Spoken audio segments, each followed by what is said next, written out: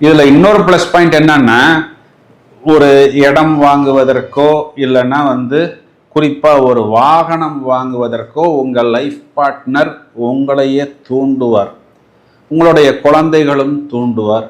ஏன் அப்படின்னா, third and fourth Lord Saturn in the fifth house. இப்போ தேர்ட் ஹவுஸ்னா இடம் விற்பது, 4ஆம் இடம்னா இடம் வாங்குவது, 4ஆம் இடம் அம்மாவையும் குறிகாட்டுகிறது, 5ஆம் இடம் குழந்தைகள். இப்போ இது எல்லாமே உங்களுடைய லைஃப் பார்ட்னரை தூண்டிவிட்டு அவர் மூலம் நீங்கள் தூண்டப்படுவீர்கள்.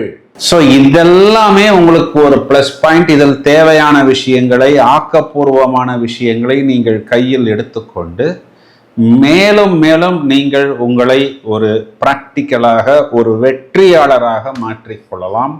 இதில் மைனஸ் பாயிண்ட் அப்படின்னு பார்த்தோம்னா 7ஆம் இடம் வயிறு, அடி வயிறு.